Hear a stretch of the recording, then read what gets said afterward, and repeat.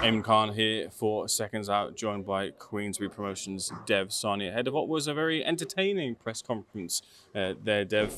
Just talk me through what you expect to be the fight of the night, outside of course, Taylor versus Essuman.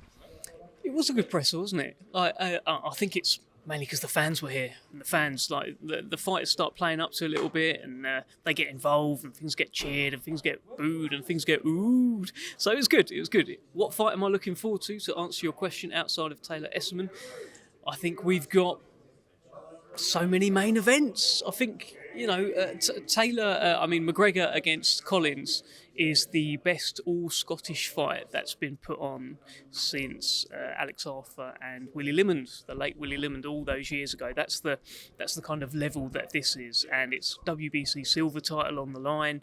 Winner, starts falling in line for a shot at Stephen Fulton. It's the next torchbearer for Scottish boxing, I think, the winner of this fight, and they both really want it, and I just think that can't not deliver. Is that a double negative? I get what you're saying. It has to deliver, basically, that one. So looking forward to that. Also, this Mike Balogun sounds like he's come here for a scrap against Moses, and I like that. I like it. How many American opponents has Moses faced so far? I don't know if that's like a bit of trivia, but I don't think he's faced any, if not many, and I like that when there's an American heavyweight coming over, giving it a little bit of F around and find out, just giving it a bit and bringing something out of Moses. So looking forward to that as well. You often hear prospects admit that there is a bit of pressure on the shoulders, a little bit of burden that they want to lift, with it be by a KO or another win on the ladder towards getting to the top. But what did you make of that moment where Moses kind of admitted that he is feeling a bit of that pressure to live up to the expectations of boxing fans and pundits and journalists because of what he's done? Yeah, I think he's right to. And I just did an interview with him for Queensberry as well, and I talked about the Jared Anderson Roy Jones Jr. clip, which I'm sure you've seen, where Jared says Jared didn't ask for this pressure, and Roy Jones said you're anointed by God, etc. But it sounded like he didn't like that pressure. Moses said to me, listen, some people are built for it. So he feels like he is built for that. Of course, there is going to be pressure every time he fights, but actually it's been that way for a long, long time. He's never lost, right? So as an amateur or as a pro. So every fight, is this going to be the one that he loses? Is this guy going to beat him? He's got a bit of a target on his back, and that's growing and growing and growing. But he's got big, broad shoulders. He's got a very grounded family, and he's got great team around him in terms of Francis and Frank, and they help. And I think he's dealing with it very well. But we only find out really when he gets in the ring. If you just blast this guy out, what pressure, we'll see. I'm also surprised to hear that he felt he was, or at least thought, a lot of people thought he was the underdog in the fight against Dempsey McKean, considering, of course, the way that fight went. I think he was a favourite. And I've heard him say that before as well. I think he felt, I don't want to speak for him, I think he enjoys in his head to feel like a bit of an underdog, that people are writing me off, etc. Maybe he had those close to him saying, hey, this is a tough fight, this is a tough fight. Maybe that gave him a bit of an underdog mentality, but it all helps. He was a favourite, I think, against Dempsey McKean. He'll be a favourite on Saturday night, and he'll be a favourite actually against most heavyweights in the world today. Do you agree with that? I think I think the only thing that lets him down is, of course, experience, and that's only earned in the ring. But for a majority of the contenders, it would be very much either even or he would be a favourite in that fight. But one of them that's been talked about is the potential of Bakole towards the end of the year. Now, you asked that to Frank. He said, look, I'm not waiting around for Bakole. We could have Hrgovic in the opposite corner to him. We could have anyone, really. But what about the thought of Hrgovic or Bakole in the opposite corner to Itauma? Look, he welcomes the fights. I think the Bakole one is interesting because right now his stock is kind of lower there than it has been in the past, but he's still, at the correct weight, he's still a bit of an animal, isn't he? Like 280-pound Martin Bakole's a problem. So I think it shows the level of ambition from Queensberry, from Frank, and the level of belief that they have, that they're happy to link Moses to these names. The Filip Hrgovic one, for me, that's a hard fight. I think Moses would probably start as the favourite, but Hrgovic is, it would be quite the scalp. And even, when Daniel Dubois stopped him, it's not like he had him wobbling and down all over the place. It wasn't out cold. It was on cuts from just kept beating him up in his face, basically. So that would be a hell of a scalp. And yeah, listen, they clearly believe in Moses Itauma. You heard Francis up there. That was a borderline kind of spine-tingling speech to really hype him up. There's a lot of belief in him. And I think Frank said the other day, yeah, the youngest world champion thing, that's gone now, but he could still be Britain's youngest ever world champion. They believe in him. He believes in himself. Let's see. Do you view it as a hell of a scalp for Ekow Essuman if he beats Josh Taylor this weekend, considering not many fighters will be able to count a former undisputed champion on their ledger if they get the victory over him? So in terms of that fight, it's an intriguing fight and an intriguing matchup. But, I mean, how do you see the fight unfolding? It's a career-defining moment, actually, for Ekow Essuman and for Josh Taylor.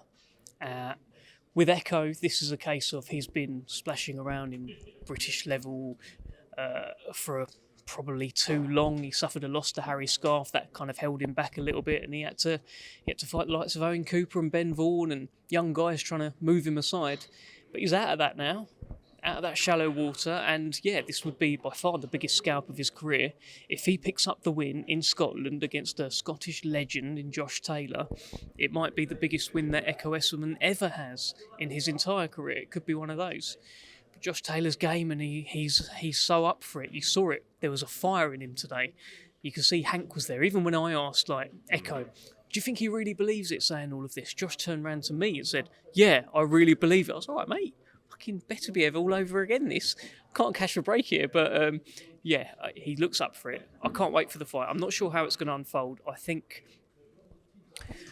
Ekow Essuman's a really, really naturally bigger guy, and Josh Taylor, I don't know, he's a more slender kind of guy, so I wonder how he's going to go about it, if he's going to just sort of outfox Ekow Essuman, or if he's going to try and be aggressive and get in there. I'm not sure.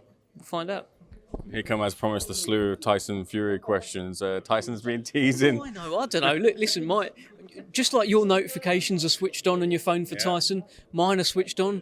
Joe Pugh over there, his notifications are switched on. I'm sure Tris Dixon over there has his notifications switched on. We're all just waiting and seeing, when he's going for these runs, is he going to say I'm coming back? I don't know. Listen, boxing fans clearly miss Tyson Fury, and if he wants to come back, it would be great to see him. We're not going to not tune in, are we? He's a modern day legend. He's one of the greatest heavyweights ever. So, hey, if he comes back, fantastic.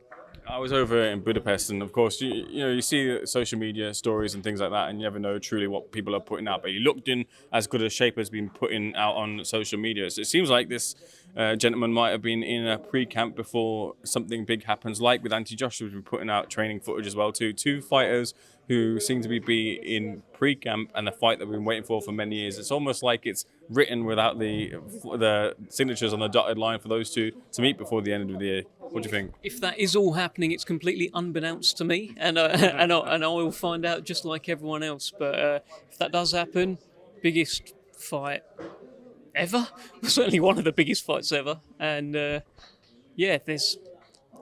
need to see each other, don't they? They need to fight at some point. I'd love to see it if they're both up for it, both unretired and both want to fight. It would be huge. The final two questions. Just bringing it back to Josh Taylor versus Ekow Essuman, the prospect that Josh has got a lot of threads and potential fights that he could weave. So could Ekow, but both of them have made no bones about the potential of wanting Conor Benn, who's come off a big fight, although in a losing effort against Chris Eubank Jr.